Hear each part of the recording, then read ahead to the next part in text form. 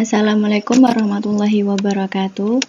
Saya Triviana Yuli Artanti, NIM 1710321054, Agribisnis B, Fakultas Pertanian Universitas Muhammadiyah Jember. Saya akan menerangkan penganekaragaman konsumsi pangan.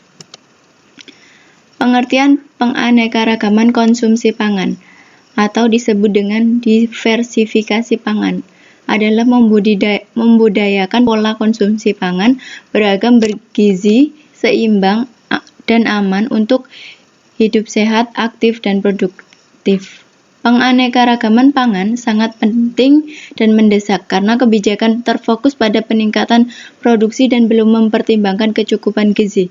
Selain itu, pola konsumsi pangan penduduk Indonesia masih belum seimbang yang ditandai dengan tingginya konsumsi padi-padian, terutama beras, masih rendahnya konsumsi pangan hewan, umbi-umbian, serta sayur dan buah.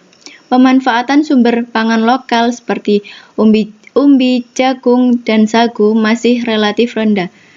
Kualitas konsumsi pangan masyarakat yang ditunjukkan dengan skor pola pangan harapan atau disebut dengan PPH masih belum mencapai kondisi ideal.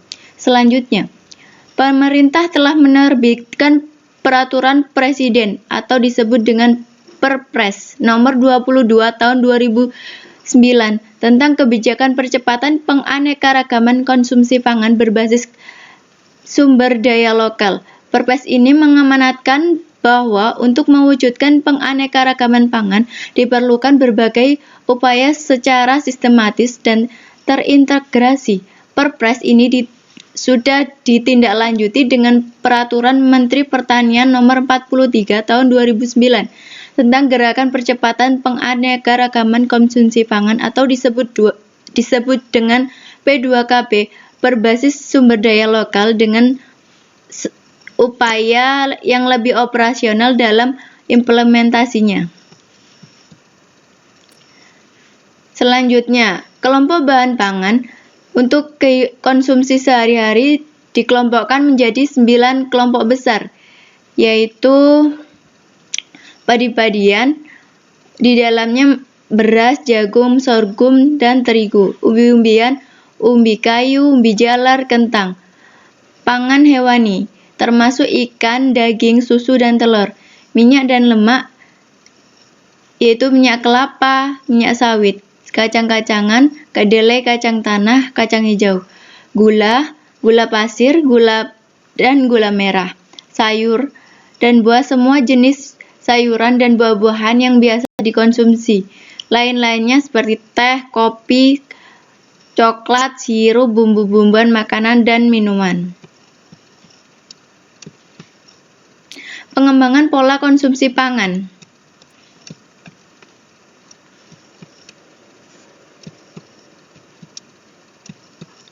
Pengembangan konsumsi pangan terbagi menjadi dua. Dasar pengembangan pola konsumsi pangan dalam rangka penganekaragaman pangan. Selanjutnya, penilaian pengembangan pola konsumsi pangan berdasarkan PPH. Pengembangan konsumsi pangan. Dasar pengembangan pola konsumsi pangan dalam rangka penganekaragaman pangan. Widya menetapkan 2.200 kilokalori per kapita per hari di tingkat konsumsi dan 2.500 kilokalori per kapita per hari untuk tingkat ketersediaan sebagai angka kecukupan energi atau disebut dengan AKEA tingkat nasional.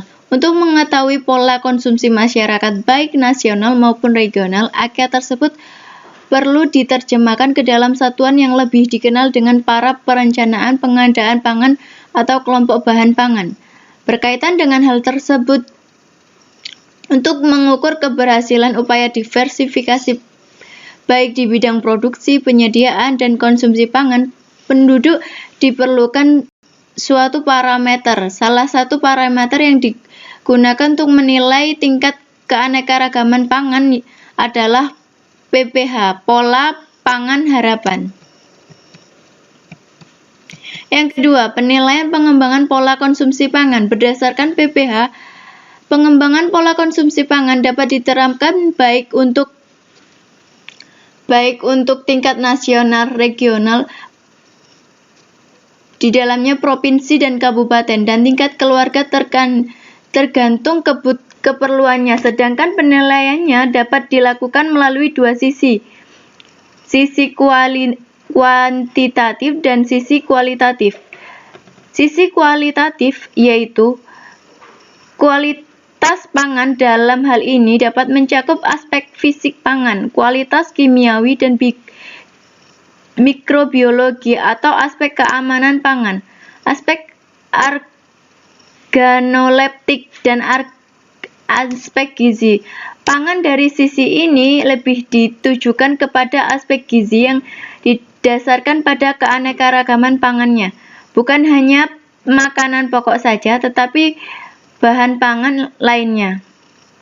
Sisi kuantitatif, pada sisi ini ditinjau dari volume pangan yang dikonsumsi dan konsumsi zat gizi yang dikandung bahan pangan. Kedua, hal tersebut digunakan untuk melihat apakah konsumsi pangan sudah dapat memenuhi kebutuhan yang layak untuk hidup sehat yang dikenal sebagai angka kecukupan gizi atau AKG yang direkomendasikan Widyakarya Nasional Pangan dan Gizi.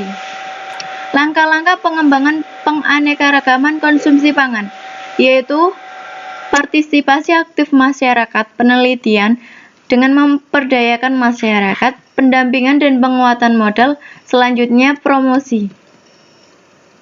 Nah, berikut ini adalah olahan umbi-umbian, manisan, racikan, saus, selai, sirup, tepung. Contoh selanjutnya olahan serealia, tepung,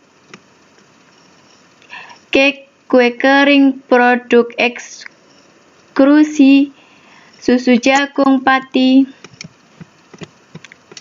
Selanjutnya olahan buah-buahan, keripik buah, vinegar, dodol jenang, yogurt. Pangan adalah hidup matinya suatu bangsa. Itu yang bisa saya sampaikan. Saya ucapkan terima kasih.